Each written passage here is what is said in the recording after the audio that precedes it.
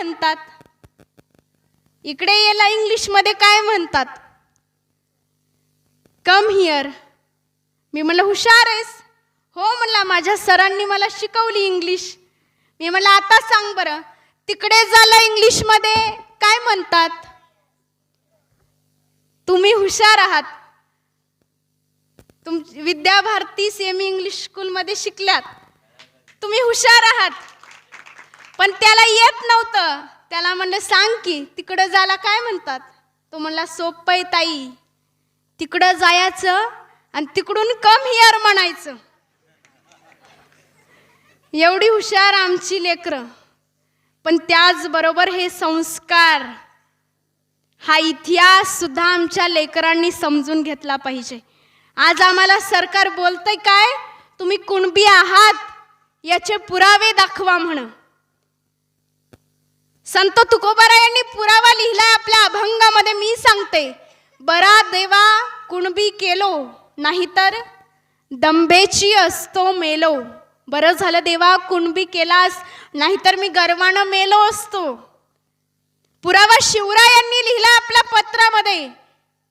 5 September 1676 पत्र आहे. महाराज आपल्या सुभेदाराला सांगतात की आम्ही आपणा सुभेदारकी दिली, पण याचा गैरवापर करू नका. इमानीद्वारे रयतेची जनतेची सेवा करा आणि प्रजेच्या भाजीच्या देठालाही हात लावू नका, नाहीतर तुमचे हात कलम केले जातील. त्या काळी महाराजांचा शेतकऱ्यांविषयीचा दृष्टिकोन. महाराजांनी सांगितलं, गावोगावी जा, कुणब्यांना गोळा करा. ज्यांच्याकडे बैल नसतील त्यांना बैल द्या, ज्यांच्याकडे नांगर नसेल त्यांना नांगर द्या, ज्यांच्याकडे खायासाठी अन्नधान्य नसेल त्यांना अन्नधान्य द्या. लगेच पैसा वसूल करू नका. जोपर्यंत त्यांचं पीक त्यांच्या हातावर येत नाही तोपर्यंत त्यांच्याकडून पैसा वसूल करू नका. महाराज शेतकऱ्यांविषयी किती जागरूक आहेत. पण आज सरकार आपल्याला बोलतंय काय? कुणबी आहात याचे पुरावे दाखवा. आत्ताच्या घडीला 32 लाख कुणबीच्या नोंदी सापडल्यात. मुळात प्रत्येक मराठा बांधव शेती करतो आणि शेती करणारा प्रत्येक जण कुणबी नाही तर कोण ठरतो? कुणबीच ना. पहिलं चपलाला पायतान म्हणायचे. काय? पायतान. आता चपला नवीन शब्द आला म्हणून काय चपला घालणं सोडून द्यायचं का? नाही. तसंच पहिला शेतकऱ्याला कुणबी शब्द होता, आता नवीन आला शेतकरी, स्टँडर्ड. पहिल्यापणापासूनचा कुणबी हा शब्द आहे.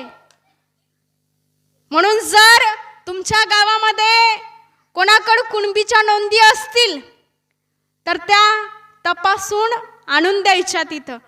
आपल्याला आपल्या लेकरांसाठी कुणबी प्रमाणपत्र दाखवायचंय आणि ओबीसी मधून आपल्याला आरक्षण घ्यायचंय. यासाठी आपला हा लढा आहे. विरोध करणारे विरोध करतात, पण आपण आपला लढा चालू ठेवायचा आहे. कारण छत्रपती शिवरायांनी 350 वर्षापूर्वी झोपलेल्या मावळ्यांना खदखद हलवून खडकेनं जागं केलं. जे खडकेने जागे झाले त्यांना दन दन दन चालायला लावलं. जे दन दन चालते झाले त्यांना फण फण पळायला लावलं. जे फण फण पळते झाले त्यांच्या खांद्यावर फडफडणारं निशाण दिलं. स्वराज्याचं निशाण फडफडत होतं. मावळा धड पडत होता. मावळ्याचं धड पडलं, पण त्यानं धडपड सोडली नाही, म्हणून स्वराज्य उभं झालं.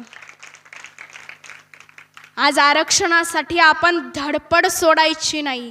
आपला न्याय, आपला हक्क आपल्याला मिळवायचा आहे. एका राजानं 2 पोपट विकत घेतले. वेळ भरपूर झालाय, फक्त 2 मिनिटं एक तुम्हाला दृष्टांत सांगते. एका राजानं 2 पोपट विकत घेतले. एक दिला कसायाच्या घरी आणि दुसरा दिला साधूच्या घरी. कसायाच्या घरी एक पोपट दिला, साधूच्या घरी एक पोपट दिला. दोन्ही पोपट चांगले वाढू लागले. एक दिवस राजा असाच फेरफटका मारावा म्हणून नगरामध्ये गेला, पहिले आलं साधूचं घर. साधूच्या घराच्या भिंतीला छान पोपट अडकून ठेवला होता. तो पोपट राजाला बघून बोलायला लागला, राजे साहेब या, तुम्ही फार महान आहात, तुम्ही फार पराक्रमी आहात. तुमच्यासारखा राजा मी आत्तापर्यंत बघितला नाही. तुमच्यासारखा दानशूर, तुमच्यासारखा पराक्रमी राजा आत्तापर्यंत झाला नाही. तुमचा सदा जय जयकार हो. राजाला हे ऐकून कौतुक वाटलं. काय सुंदर बोलतो हा पोपट. राजा म्हणाला, प्रधान याला काहीतरी बक्षीस द्या. ठरलं, साधूच्या घरच्या पोपटाला बक्षीस. पुढं गेला. पुढं आलं कसायाचं घर. कसायाच्या घराच्या भिंतीलाही पोपट अडकून ठेवला होता. तो पोपट राजाला बघून बोलायला लागला, राजे साहेब या, तुमच्यासारखा मूर्ख माणूस मी कधीच बघितला नाही. तुम्हाला अक्कल जराशी नाही. तुमच्यासारखा बिनडोक माणूस मी बघला नाही. राज्य कसं सांभाळावं याची तुम्हाला का अक्कल नाही म्हणला. तो कसायाच्या घरचा पोपट बोलायला लागला. हे ऐकून राजाला राग आला. राजा संतापला. राजा म्हणाला, प्रधान याला काहीतरी शिक्षा द्या. काय उद्धट बोलतो हा पोपट. ठरलं, कसायाच्या घरच्या पोपटाला शिक्षा द्यायची. ठरल्याप्रमाणे कार्यक्रम चालू झाला. दोन्ही पोपटाला दरबारात आणलं. कसायाच्या घरच्या पोपटाला शिक्षा आणि साधूच्या घरच्या पोपटाला बक्षीस द्यायचं. पण त्याच वेळी साधूच्या घरचा पोपट बोलू लागला. तो म्हणाला, राजे साहेब त्याला शिक्षा देऊ नका, त्याची काही चूक नाही. तो आणि मी दोघे सख्खे भाऊच आहोत, पण आमच्यावर संगतीचा परिणाम झालाय. तो कसायाच्या घरी वाढला म्हणून त्याच्यावर शिव्या शाप रोज ऐकायला मिळाला, म्हणून तो परिणाम झाला. मी साधूच्या घरी वाढलो. साधूच्या घरचा हरिपाठ, स्तुतीपाठ, भजन, कीर्तन माझ्या कानावर आलो, म्हणून मी तुमची स्तुती करायला लागलो. हा त्याचा अवगुण किंवा माझा गुण आहे का? नाही, तर हा संगतीचा परिणाम आहे. नारायण राणे, रामदास कदम हे आमचेच भाऊ, पण यांच्यावर संगतीचा परिणाम झालाय. सदावर्ते सारख्या, भुजबळ सारख्या लोकांचा यांनी संग केला, म्हणून हे कसायाच्या घरच्या पोपटासारखं बोलायला लागलेत. पण दुर्जन सक्रिय होतात, कारण सज्जनांची निष्क्रियता वाढते. सज्जन निष्क्रिय होतात म्हणून दुर्जनांचं तोंड चालते. म्हणून आपण निष्क्रिय होऊन चालणार नाही. या समाजातल्या वाईट प्रवृत्तींना आपल्याला ठेचून काढायचे. बांधवांनो, आपल्याला कोणाला विरोध करायचा नाही. आपण संविधानाच्या मार्गाने इथपर्यंत आलोत. आपल्याला दुसऱ्याला मारायचं नाही, दुसऱ्याचं नुकसान करायचं नाही, तर आपल्याला अन्यायाला मारायचंय. आपल्याला या बहिऱ्या सरकारच्या कानाला ठेचून काढायचंय. आपल्याला अन्याय संपवायचा आहे. दुसऱ्याचं नुकसान करणं हे आपल्या रक्तात नाहीये. सरकारनं पहिला डाव आखला, तो म्हणजे मनोज जरांगे पाटलांना मॅनेज करण्याचा प्रयत्न केला. पण मॅनेज होणारे आम्ही मराठे नाहीत. आमच्या रक्तात ते नाही. तुमचा पैसा, तुमची सत्ता आमच्या कामाची नाही. आमच्या लेकरांसाठी, त्यांना न्याय मिळवण्यासाठी लढा आहे. मराठ्यांचा नेता मॅनेज झाला नाही. दुसरा प्रयत्न आखला, जाती जातीमध्ये भांडणं लावून देण्याचा. पण आपण दुसऱ्याचं नुकसान करणारे नाहीत. आपल्याला दुसऱ्याशी भांडायचं नाही, आपल्याला सरकारशी भांडायचंय. आपले शत्रू कोण आणि मित्र कोण हे आपल्याला ओळखून घ्यायचंय. म्हणून जोपर्यंत आरक्षण भेटत नाही, तोपर्यंत ह्या राजकीय नेत्यांच्या, ह्या पुढाऱ्यांच्या भूलथापांना बळी पडू नका. आयोजकांनी मला इथे बोलवलं, माझा सन्मान केला, त्याबद्दल त्यांचे मनापासून आभार मानते आणि समाज प्रबोधनाचे कार्यक्रम घेत जा. थोरांनी पोरांना साथ द्या, पोरांनी थोरांना साथ द्या आणि सगळ्यांच्या साथीतून समाज प्रबोधन व्हावं, हाच यामागचा हेतू असावा. आपण शिवरायांच्या आशीर्वादानं, माँसाहेब जिजाऊंच्या आशीर्वादानं आरक्षणाचा लढा नक्कीच जिंकू. पण त्यासाठी आपल्या सगळ्यांची एकी महत्त्वाची आहे. मला खराटे सरांनी इथं आमंत्रित केलं त्याबद्दल त्यांचे मनापासून विशेष आभार मानते. खरं तर Vidya Bharati semi English school Khudnapur यांच्या ऋणातून मी कधी मुक्त होऊ शकत नाही. आजपर्यंत जेवढे वक्ते या भागामध्ये निर्माण केले ते सगळं श्रेय त्या विद्याभारती सेमी इंग्लिश स्कूल शाळेचं आहे. मी तुमच्यासमोर या स्टेजवरून बोलू शकते फक्त त्या शाळेमुळं, त्या वक्तृत्व स्पर्धेमुळं. या शाळेनं अनेक वक्त्यांना घडवण्याचं काम केलं, त्याबद्दल त्यांचेही मनापासून विशेष आभार मानते. आणि काही चुकलं असेल तर आपलीच एक बहीण म्हणून तुम्ही मला माफ करसाल अशी आशा बाळगते. आणि सर्वांनी एकदा महाराजांच्या नावाचा जयघोष करायचा आहे. त्यामुळे सगळ्यांनी उठून उभं राहायचंय, पायातल्या चपला काढून.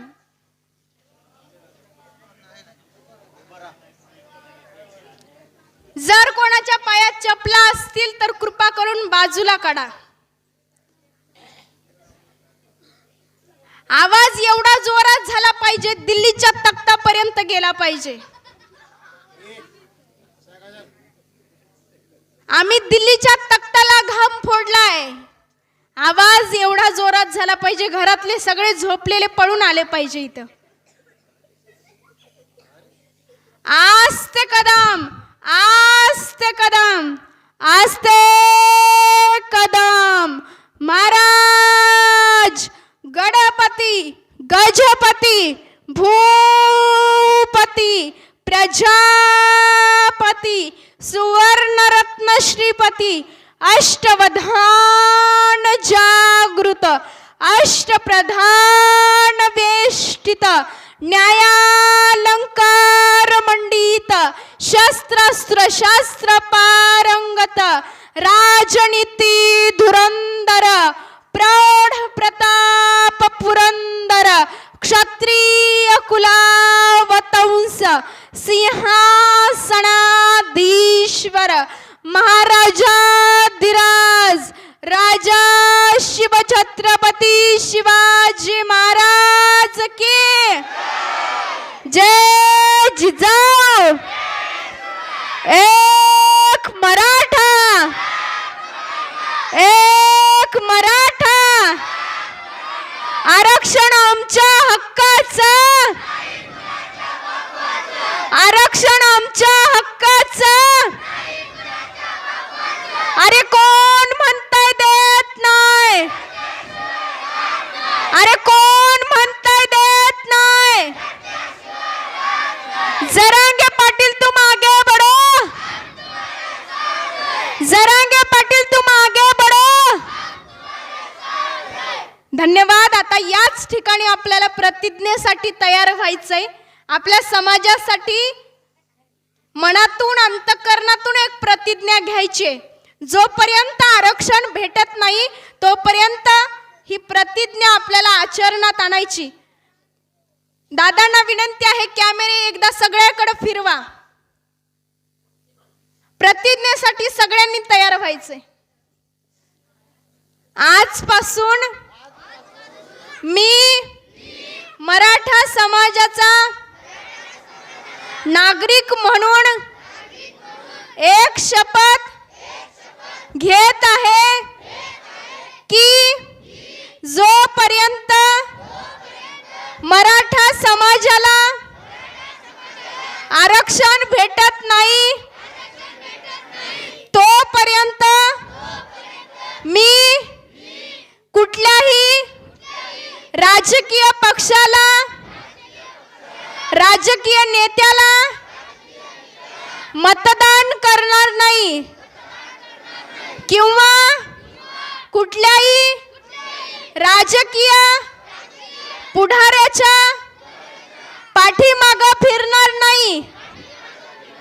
आरक्षण भेटेपर्यंत माझ्या समाजाला मी एकनिष्ठ राहील. धन्यवाद. जय जिजाऊ, जय शिवराय, जय शंभूराजे.